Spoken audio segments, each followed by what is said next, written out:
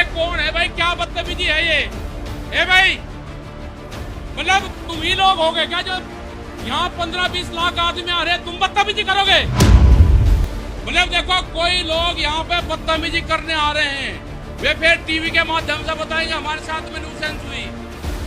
उन्हीं के लोग न्यूसेंस करने वाले हैं, इस आंदोलन को बदनाम करने वाले हैं। कि जो अगवा यहाँ आए एक तरह से उनकी बेइज्जती करने के बराबर है। क्या इनको कंट्रोल किया जा सकता है क्या?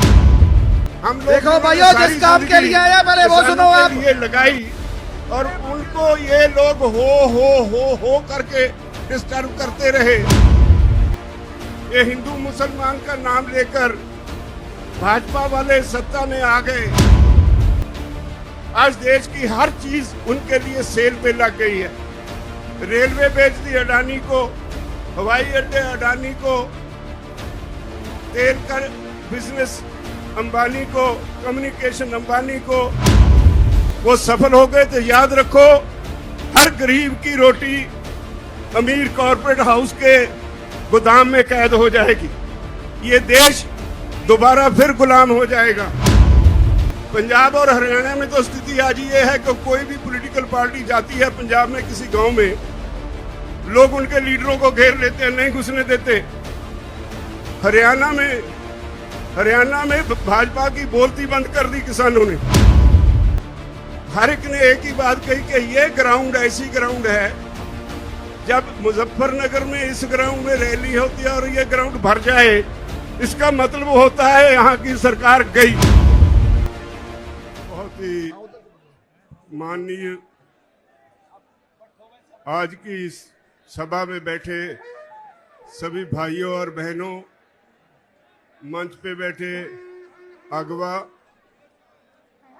सबसे पहले सबको नमस्कार, राम राम, वाहिगुरु जी का खालसा, वाहिगुरु जी की फतेह। मैं अपनी बात शुरू करने से पहले एक बात करना चाहूंगा। आज का ये सम्मेलन बहुत ही गंभीर मुद्दों पे चर्चा के लिए हो रहा है। इसमें सारे देश से किसानों के नुमाइंदे शामिल हुए हैं।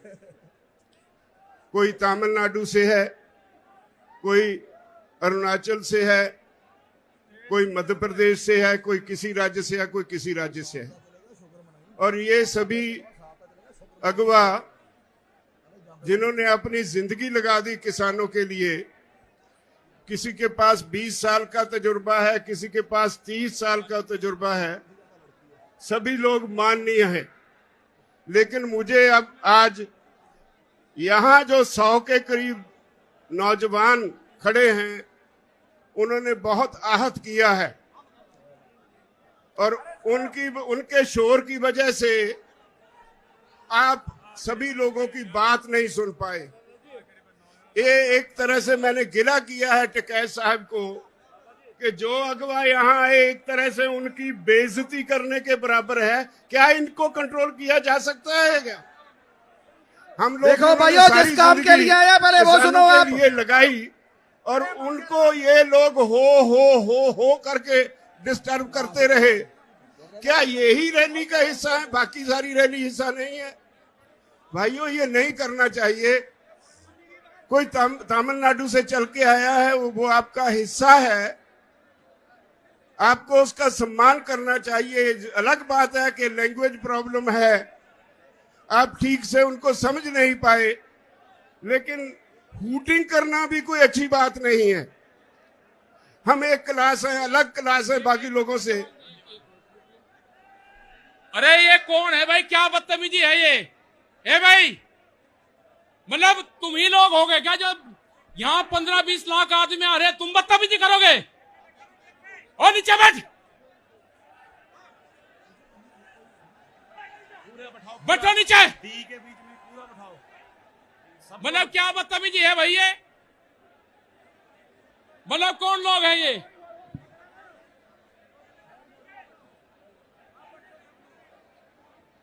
मतलब 20 लोग बदतमीजी कर रहे हैं तो ये मान ना जाए कि किसी ने आपको यूनियन के झंडे लगा के किसी ने आपको भेजा गया है। ये कैमरे बंद करो हमसे पीछे। अरे ये क्या कर रहे हैं, इन्हें देखो। ये भी सब लोग बैठ जाओ भाई, सब लोग बैठ जाओ, आप लोग भी भाई।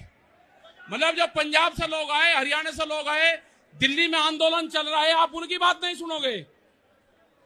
मतलब आपको शर्म नहीं लग रही कि राज्यपाल जी जैसे लीडर जिन्होंने 50 साल आंदोलन करा और वे आपको कह रहे हैं। अरे मुजफ्फरनगर ने जितना सहयोग करा है भाई, आप लोगों को भी जिम्मेदारी है।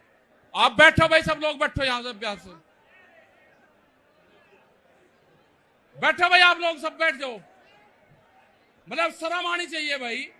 जिनके हाथों में आपने कमान दे रखी उनकी बात तो सुन लो, जो आपके लिए लड़ रहे हैं। एक मिनट, ये पूनम और ये होगी, इनको पीछे बैठाओ सबको अंश। ये जो बैठे हैं इनको आप पीछे बैठा दो, जितनी जो लेडीज है ये आप बैठो, पीछे बैठ दो एक बार। हाँ, यहाँ बैठ लो आप। पूनम पंडित भी हैं, ये भी पीछे बैठो आप लोग, उन्हें भी हटाओ। और ये स्टेज के लोग भी नीचे बैठो। ये मतलब देखो, कोई लोग यहाँ पे बदतमीजी करने आ रहे हैं, वे फिर टीवी के माध्यम से बताएंगे हमारे साथ में न्यूसेंस हुई। उन्हीं के लोग न्यूसेंस करने वाले हैं, इस आंदोलन को बदनाम करने वाले हैं। उनसे बचकर रहना आप लोग। और ये जो यहाँ पे 50 लोगों का झुंड है, इन्हें मैं गिरवा कर फिर इनकी तलाश लूंगा आप कौन सी विचारधारा से हो। ये जो 50 लोग हैं, ये कौन सी विचारधारा से हैं, मैं इनकी जानकारी करूंगा फिर यंका यहीं। अगर आप खड़े हो गए, आपको यंके यहीं घेर के मैं तलाशी ले लूंगा आपकी। आप हो कौन? आप शांति से बैठे रहे, बदतमीजी मत करो यहां पे।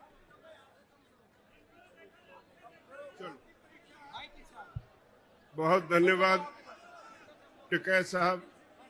ऐसा नहीं कि हम आप सभी से नाराज हैं।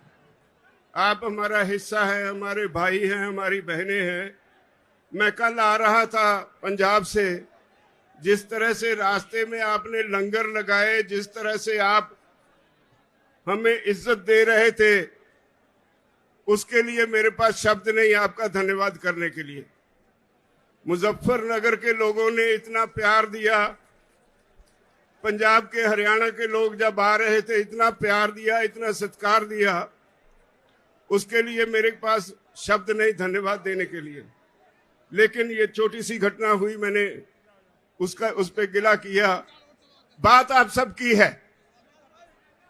आप सब यहां क्यों बैठे हैं ये समझना होगा। आज सारा देश एक खास तरह के संकट में है। जो आदमी सख्त मेहनत करता है वो भूखा मर रहा है। जो आदमी एसी में बैठा है, जो आदमी एक कॉरपोरेट हाउस चलाता है, देश की सारी दौलत उसकी तरफ धक्के से जा रही है। हम सरकार चुनते हैं। हमारे देश का संविधान कहता है government of the people, by the people, for the people. ये बदकिस्मती से हमसे एक गलती हो गई। ये हिंदू मुसलमान का नाम लेकर भाजपा वाले सत्ता में आ गए तो सरकार बन गई government of the people, for the corporate, by the people. लोग चुनते तो हैं सरकार, लेकिन वो सरकार आज लोगों के लिए नहीं होती। हम अपने नुमाइंदे चुनते हैं, वो पार्लियामेंट में जाते हैं, विधानसभा में जाते हैं। उनकी पहली ड्यूटी ये होती है कि वो वहां जाकर ऐसी पॉलिसीज बनवाएं जिससे लोग शांति से अपना जीवन जी सके। ऐसे कानून बनवाएं जिससे लोगों को तरक्की करने में मदद मिले। लेकिन हो क्या रहा है, कुछ कॉरपोरेट हाउसेस आज देश की हर चीज उनके लिए सेल पे लग गई है। रेलवे बेच दी अडानी को, हवाई अड्डे अडानी को, तेल का बिजनेस अंबानी को, कम्युनिकेशन अंबानी को, एयरपोर्ट अडानी को। एक एक करके देश के असेट्स जो हैं, देश की जो मूल्यवान चीजें हैं, जो देश के लोगों के खून पसीने की कमाई से खड़ी की गई, वो सारी बेची जा रही हैं। तो अब कृषि सेक्टर रह गया था। मोदी सरकार ने इस पे भी कॉर्पोरेट हाउसेस के सामने परोस के रख दिया। सारी दुनिया का फेल हुआ मॉडल हमारे देश के किसानों पे लादने की कोशिश की जा रही है। 3 कानून बनाए, हमने 11 बार बहस की। भाइयों, मैं आपको बधाई देता हूं, इखलाक आपका बहुत बड़ा है। इखलाकी तौर पे आप ये जो केस है जीत चुके हैं, लेकिन सरकार बद इखलाक है। जितने कानून बनाए उन पे एक एक क्लॉज बाय क्लॉज हमने बहस की और उनके पास कोई जवाब नहीं, लेकिन झूठ बोलने में बहुत माहिर हैं। और इसी वजह से आज सारा देश इस आंदोलन में कूद पड़ा है।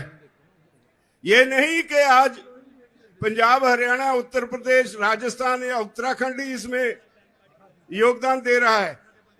ये तमिलनाडु वाले भाई ऐसे ही नहीं आए, ये मध्य प्रदेश के भाई और ये दूसरे राज्यों से जो हमारे साथी आए हैं वो यूं ही नहीं आए। उनके प्रांत में भी यह आंदोलन पूरा जोर पकड़ चुका है। और एक बात कहूं, जितना ये आंदोलन जोर पकड़ रहा है उतनी मोदी की, उसकी भाजपा की जड़ें उखड़ रही है।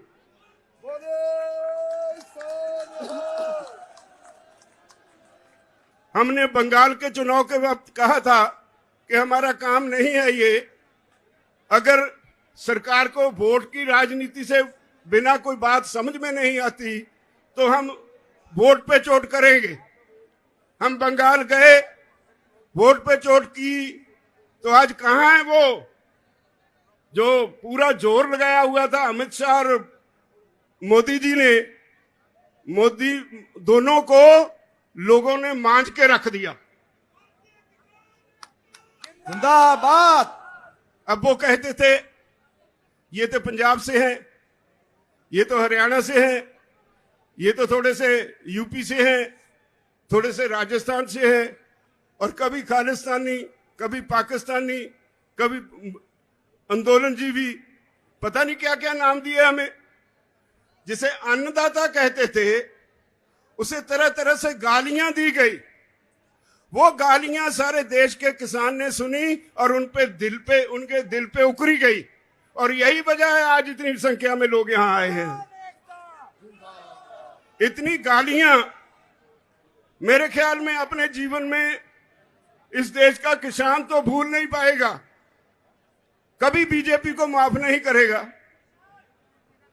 अब वो कहते हैं राजहट है, कहने के लिए जवाब कोई नहीं।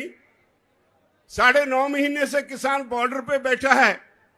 पंजाब का किसान तो 2 महीने पहले रेलवे की पटरियों पे भी बैठा रहा। ये तो 1 साल से ऊपर हो गया पंजाब से शुरू हुए आंदोलन को। आज सारे देश का किसान सड़कों पे है और अब भी उन्हें समझ नहीं पड़ रही। आज का आपका ये इकट्ठ, ये एक वार्निंग सिग्नल है मोदी सरकार को कि राहे रास पर आ जाओ वरना मिटा दिए जाओगे। हम 27 तारीख को फिर एक हमने प्रोग्राम दिया है। अभी मेरे साथी कह रहे थे 27 तारीख को भारत बंद की कॉल दी है। इससे पहले भी हमने कई कॉल्स दी। संयुक्त मोर्चा यहां से कॉल देता है और सारे देश में वो सफल हो जाती है। अब 27 सितंबर है। मेरी निवेदन है इस देश के किसानों के अलावा व्यापारी वर्ग को, मुलाजिम वर्ग को, वो गलतफहमी में है। ये आंदोलन सिर्फ किसानों का नहीं है, ये सारे देश के लोगों का आंदोलन है। देश की होंद का होंद बचाने का आंदोलन है, लोगों का अस्तित्व बचाने का आंदोलन है, भविष्य बचाने का आंदोलन है। बचोगे आप भी नहीं अगर इस किसान आंदोलन में साथ नहीं दोगे। बड़े बड़े कॉर्पोरेट हाउसेस, बहुत बड़े बड़े 10-10, 20-20 एकड़ में मॉल्स खोलने के लिए तैयार हैं यहां पे। अब कॉर्पोरेट हाउसेस के मन में एक पानी आ गया मुंह में। वो कहते हैं हर काम में घाटा हो सकता है, हर बिजनेस में घाटा हो सकता है, लेकिन कृषि में कभी घाटा नहीं होगा।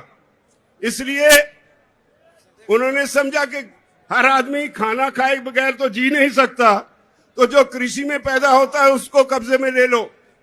आज दुनिया के विकसित देशों में, हाँ भाई फिर लगा लेना नारा, दुनिया के विकसित देशों में कॉर्पोरेट हाउसेस में दौड़ लगी है जमीन खरीदने की। लाखों हेक्टेयर जमीन एक एक कॉर्पोरेट हाउस खरीद रहा है। अगर वो सफल हो गए तो याद रखो, हर गरीब की रोटी अमीर कॉर्पोरेट हाउस के गोदाम में कैद हो जाएगी। ये देश दोबारा फिर गुलाम हो जाएगा। इसको बचाने की जरूरत है। इसको बचाने की जरूरत महसूस करके ये सारे देश का आंदोलन बन गया है। तो मेरी सबसे निवेदन है, जो भाई दूसरे काम भी करते हैं, बारी उनकी भी आने वाली है। जब सरकार हमें ये कहती है कि भाई आपकी ये कानून वापस लेने में हमें कोई आपत्ति नहीं, लेकिन हमने बहुत से सुधार किए हैं, बहुत से लेबर लॉज बनाए हैं। अगर आपके ये कानून वापस ले लिए तो कल को लेबर वाले आके बैठ जाएंगे। तो हमने कहा कि अगर इतने पाप किए हैं तो गंगा नहा लो एक ही बार, सारे वापस ले लो। और उनके पास कोई जवाब नहीं। इसका मतलब है वो मानते हैं कानून उन्होंने गलत बनाए, संवैधानिक तौर पे गलत बनाए, देश के लोगों के खिलाफ बनाए, देश के किसान के खिलाफ बनाए। और अब जब किसान को समझ आ गई, वो इनके सर पे आके बैठ गया, तो इनको कोई रास्ता नहीं मिल रहा। वो कहते हैं हमें कोई रास्ता बताओ जिससे हमारी इज्जत बच जाए, आपका काम बन जाए। हम उनकी इज्जत बनाने के लिए तो आए नहीं, हम तो अपना हक लेने के लिए आए हैं। ये कोई छोटी बात थोड़े है कि 9-10 महीने लगातार किसान धरती पे सोए। सर्दी निकल गई, गर्मी निकल गई, बरसात निकल गई, और हमने कह दिया है इस सरकार को कि जब तक आप चाहोगे 2024 तक भी हम यहीं बैठे रहेंगे, तब तक वापस नहीं जाएंगे, जब तक कानून वापस नहीं होंगे।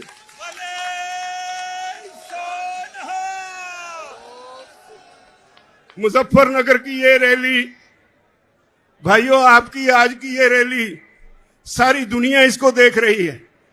पिछले हफ्ते अमेरिका में वहां के गोरे किसानों ने आपके हक में एक बहुत जबरदस्त मुजाहरा किया, और उन्होंने जो मैसेज सोशल मीडिया पे दिया, वो कहते हैं भारत के किसानों हम आपके साथ हैं, भारत के किसानों डरना मत। इन्होंने हमें डरा के कॉर्पोरेट्स के चुंगल में फंसा दिया, और आज हमारी हालत ये है कि कॉर्पोरेट का नाम सुनते ही हमें कंपकपी छिड़ जाती है। मत डरना इनसे, आपके साथ सारी दुनिया के लोग हैं। हाउस ऑफ कॉमन्स में 2 बार बहस हो चुकी है आपके इन कानूनों के ऊपर। ऑस्ट्रेलिया में, न्यूजीलैंड में, कनाडा में, हर देश की पार्लियामेंट पे चर्चा हो गई। विदेशों में सरकार की खिल्ली उड़ रही है। तो आपके आज के इस रैली ने एक चेतावनी दी है, मैं समझता हूं, मोदी सरकार को और भाजपाइयों को। या तो वो राह रास्त पे आ जाएं, वरना अब इस आंदोलन को आप रोक नहीं पाओगे। ये घर घर चला गया। पंजाब और हरियाणा में तो स्थिति आज ये है कि कोई भी पॉलिटिकल पार्टी जाती है पंजाब में किसी गांव में, लोग उनके लीडरों को घेर लेते हैं, नहीं घुसने देते। हरियाणा में भाजपा की बोलती बंद कर दी किसानों ने। उसके चीफ मिनिस्टर को भी वो नीचे नहीं उतारने देते हेलीकॉप्टर। इन्होंने करनाल में इतनी बुरी तरह से निहत्थे किसानों को पीटा, जिसमें एक भाई हमारा शहीद भी हो गया। और हमने 6 तारीख तक वार्निंग दे रखी है हरियाणा की सरकार को कि या तो उस ऑफिसर के खिलाफ जिसने सर फोड़ने की हदायत की पुलिस को, या तो उसके खिलाफ 302 का मुकदमा दर्ज करो, नहीं तो फिर 6 तारीख को आपकी सेक्रेटेरिएट को घेर लेंगे। 6 तारीख को हरियाणा का किसान बड़ी संख्या में करनाल में इकट्ठा हो रहा है। हमारा वो भाई जो हमारे लिए बहुत कीमती साथी था जो बहुत देर से आंदोलन में काम कर रहा था, वो आम गरीब किसान के परिवार से था। उसके पीछे उसकी जिम्मेदारियां रह गई। वो हम सब लोगों की जिम्मेदारी है कि हम उसकी, हमारे दिवंगत साथी की आत्मा की शांति के लिए प्रार्थना करें। और ये मुझसे गलती से कहा गया 7 तारीख को करनाल में इकट्ठ रखा गया है। अगर सरकार उस ऑफिसर के खिलाफ 302 का मुकदमा दर्ज नहीं करेगी तो हरियाणा के किसान इकट्ठे होके वहां सिविल सेक्रेटेरिएट को घेराव कर लेंगे, नहीं छोड़ेंगे उसको। और वो कंस्टिट्यूएंसी मुख्यमंत्री खट्टर की कंस्टिट्यूएंसी है। यूं ही नहीं उसने पुलिस को ऐसी हदायतें दी। हर सीएम अपने हलके में अपनी चॉइस के ऑफिसर रिक्रूट करता है। अगर वो आज जो ऑफिसर है, पता चला है वो आरएसएस के एक कार्यकर्ता का भतीजा है, अगर उसे ताकत इतनी चढ़ी है तो देख लेंगे, हम भी तैयार हैं फेस करने को। अब तो पंजाब में भी शुरू हो गया। मोगा पे किसानों पे लाठियां चली, माछीवाड़ा पे वो कुछ कर नहीं पाए। सुखबीर बादल रास्ता छोड़ के किसी और रास्ते से भाग गए, लेकिन एक झूठी एफआईआर वहां भी हमारे वर्कर्स पे उन्होंने दर्ज कर ली। तो हम इन बातों से डरने वाले नहीं हैं। लड़ाई बहुत अहम है, लड़ाई हमारे भविष्य की है, हमारे बच्चों की है। इसलिए मैं आप सभी से निवेदन करता हूं, जिस तरह से आप आज संयुक्त किसान मोर्चा की कॉल पे मुजफ्फरनगर में बड़ी संख्या में आए हैं। मुझे पता है सरकार ने रेल्स बंद कर दी, नेट बंद कर दिया, लेकिन पता नहीं कितनी कितनी दूर मुजफ्फरनगर से बाहर हमारे साथी बसों में, कारों में जो आए हैं, इस वक्त भी उनको यहां आने के लिए रास्ता नहीं मिल रहा। सारे रास्ते चौक हो गए और वो वहीं खड़े इंतजार कर रहे हैं अपनी बारी का। जब ऐसे लोग बाहर निकल आए, आम जनता बाहर निकल आए, तो सरकारें कुछ बिगाड़ नहीं सकती। मैं समझता हूं मोदी सरकार को सोचने और समझने का समय आ गया है, वरना सरकारें बड़ी नहीं होती, लोग बड़े होते हैं। वरना सरकार को इसकी सजा जरूर मिलेगी, हर हालत में सजा मिलेगी। मैं आप सब भाइयों से एक निवेदन करना चाहता हूं। हमने छोटी सी कॉल दी, आप इतनी संख्या में आ गए, यूपी सारी हिल गई। मुझे लगता है जिस तरह आप आए हैं, यहां बंगाल वाला फार्मूला दोबारा दोहराने जा रहे हैं आप। बड़े सोनिहाल, इसमें कोई शक नहीं मुझे कि अगर बीजेपी को वोट पे चोट ही नजर आती है तो आज के इस समागम के बाद वोट पे चोट लगाने के लिए माहौल तैयार हो गया। मोदी जी तैयार हो जाओ, मैदान में देखेंगे। अब तो आप सभी को बहुत बहुत धन्यवाद। और आप सभी से आखिर में फिर एक बार विनती, आज की रैली के बाद सो नहीं जाना। बहुत बड़ी जिम्मेदारी आपके ऊपर छोड़ के चले हैं। मैं कल से यहां आया हूं, एक रिश्तेदारी में ठहरा था। बहुत से लोग मुझे मिलने आए, एक ही बात कह के मैं क्षमा मांगूंगा। बहुत से लोग मुझे मिलने आए, जो भी आया उसने आते ही पहली एक बात कही कि ये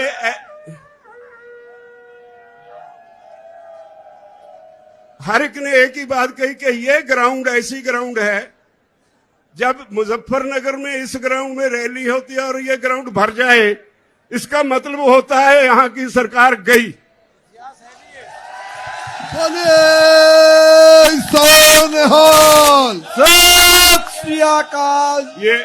ये इस मैदान का इतिहास है। अगर यही इतिहास है तो भगवान करे जल्दी ये हमें सफलता मिले और उसको छुट्टी मिले। वो जो आजकल परेशान हैं तो उनको छुट्टी मिले इस काम से, वो अपने घर में मंदिरों में पूजा पाठ करें। और मुझे उम्मीद है कि आप सफल होंगे, हम जीतेंगे, हर हालत में जीतेंगे। मोर्चा जीता हुआ है, कोई हरा सकता नहीं। बहुत बहुत धन्यवाद। पंजाब ਅਤੇ ਪੰਜਾਬੀਅਤ ਨਾਲ ਜੁੜਿਆ ਹਰ ਮੁੱਦਾ, ਹਰ ਖਬਰ ਨਿਰਪੱਖ ਤਰੀਕੇ ਨਾਲ ਤੁਹਾਡੇ ਤੱਕ ਪਹੁੰਚਣ ਦੀ ਕੋਸ਼ਿਸ਼ ਵਿੱਚ ਤੁਸੀਂ ਵੀ ਦੇਵੋ ਸਾਡਾ ਸਾਥ। ਤਾਂ ਹੁਣੇ ਲਾਈਕ ਕਰੋ ਸਾਡਾ ਫੇਸਬੁੱਕ ਪੇਜ, ਸਬਸਕ੍ਰਾਈਬ ਕਰੋ YouTube ਤੇ ਅਤੇ ਫੋਲੋ ਕਰੋ ਇੰਸਟਾ ਅਤੇ ਟਵਿੱਟਰ ਤੇ ਨਿਰਪੱਖ ਪੋਸਟ, ਖਬਰ ਦੀ ਨਿਰਪੱਖ ਆਵਾਜ਼। ਵਿਜ਼ਿਟ ਕਰੋ www.nirpakhpost.com।